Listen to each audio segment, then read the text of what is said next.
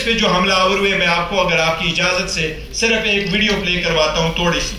آپ یہ دیکھیں، ایک ہی یہ دیکھیں کہ جب کوئی کیس آتا ہے، آپ دیکھیں ججز کے بارے میں یہ کیا کہتے ہیں، یہ عدالتوں کے بارے میں کیا کہتے ہیں. سن لیں ذرا اس کو ایک منٹ. عمران خان کو کہا کہ سڑکوں پہ کیا مارے کر رہے ہیں، میرے پاس لے کے آؤ پٹیشن. میں سنوں مانیٹرنگ جج لگایا گیا، وہ اس مقدمے کے لیے لگایا تھا، لیکن لگتا ہے کہ وہ تاحیات مانیٹرنگ جج لگ گئے ہمارے. تحریک انصاف سپریم کورٹ کی رجسٹری میں درخواست لے کر گئی. چھٹی کے دن رات کو رجسٹرار گھر سے بھاگا آیا. اس نے کہا کہ پٹیشن کدھر ہے؟ تحریک انصاف کے لوگوں نے کہا کہ پٹیشن کو بھی تیار نہیں ہوئی. اس نے کہا ہم یہاں بیٹھے، آپ پٹیشن تیار کریں. اسی عدالت نے صداقت اور امانت کا سرٹیفکیٹ دیا. کہاں ہے آج وہ صداقت اور امانت کا سرٹیفکیٹ دینے والا؟ چہرہ دکھانے کے قابل نہیں ہے کسی کو. جب بیل کا فیصلہ ہونے والا ہوتا تھا، جیل میں اس دن خبر ملتی تھی کہ 3 ہفتوں کے لیے بینچ ڈیزالو ہو گیا، نیا بینچ، یا کوئی جج چھٹی پہ چلا گیا. جاتا نہیں تھا، بھیجا تھا. قاضی فائز عیسیٰ صاحب کے معاملے میں مائی لارڈ شپ سے یہ پوچھنا چاہتے ہیں کہ وہ آپ کے بردر جج تھے نا، آپ نے کیا کیا؟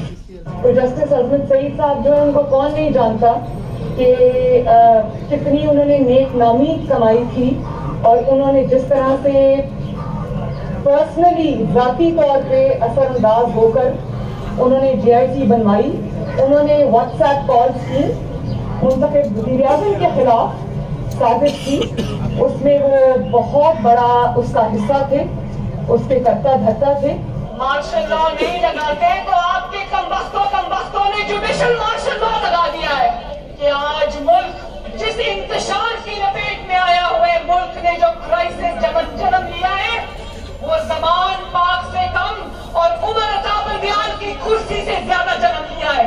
ثاقب نثار کو تو پوری قوم جانتی ہے، لیکن آپ کا ثاقب نثار سے بڑا مجرم جو چھپ کے گھر میں بیٹھا، اس کا نام ہے جسٹس آصف سعید کوسا. اور مظاہر علی نقوی، جس کے خلاف غبن کا کرپشن کا ریفرنس گیا ہوا ہے، لیکن اس پہ سانپ بن کے بیٹھے. شرم کرو عمر عطا بندیال، شرم کرو. جنہوں نے احتساب کو انتقام بنایا، اس احتساب کا بھی احتساب ہوتا ہے. وہ کون سے لوگ ہیں بھائی نواز شریف کو جنہوں نے نااہل کیا ہے؟ ان کا حساب ہونا چاہیے یا نہیں ہونا چاہیے؟ منصفوں سے جنہوں نے ناانصافی کی، اور جب سوال پوچھا جائے تو توہین عدالت کے پیچھے چھپ جائے. اور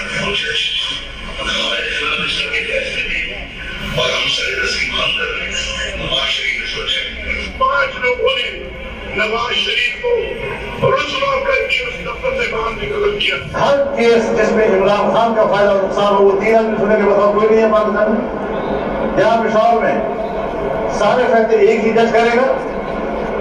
جیسا لگتا ہے کہ اس کا جج نہیں ہے، اس کی پارٹی کا رکن ہو. موجودہ بینچ ہے، اس میں جو معزز جج صاحبان بیٹھے ہیں، ان جج صاحبان کا ہمارے متعلق جو ان کے خیالات ہیں، ان سے بھی کوئی نہ واقف نہیں ہے، نہ ہم نہ واقف ہیں.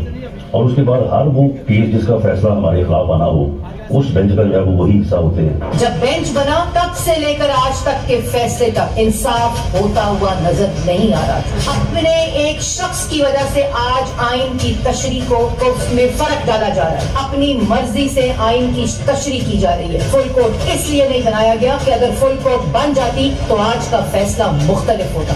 آپ کے علم میں ہے کہ جس دن جو ہے وہ نواز شریف کو ڈسکوالیفائی کیا گیا تھا، بینچ میں بیٹھے بعد جج صاحبان کی فیملی نے اوپر گیلری میں بیٹھی تھی، اور انہوں نے وہاں پہ نعرے بلند کیے تھے، اور یہ چیزیں بعد میں میڈیا بھی. اگر کچھ لوگ غیر جانبدار نہیں ہوں گے، اگر اس کے سہولت کار پیچھے نہیں ہٹیں گے، تو ہمیں بتا دیں ملک کون چلائے گا. ہمارے وزیر آباد کے کیس میں ایک لڑکا، وہ غریب ہے، صرف اس کا یہ قصور ہے. 2 مہینے اس کو حبسے بھیجا میں رکھا گیا. اب گرفتاری ڈالی ہے ہفتہ پہلے. تب تو کسی نے نوٹس نہیں لیا تھا. تب تو نہیں کہا تھا کہ آئی جی اسلام آباد پیش ہوں، آئی جی پنجاب پیش ہوں. تب کون سی قیامت آ گئی ہے کہ دونوں آئی جیز کو طلب کر لیا گیا؟ اداروں میں بیٹھے لوگ کیا ملک چلا رہے ہیں، کیا تماشا کر رہے ہیں. یہ ہے ریاستی دہشت گردی جس کو چھپایا جانا ہے. تو میں جو کہتا ہوں، میں ایک عوامی نمائندہ ہوں. میں نے کہا ہے جس طرح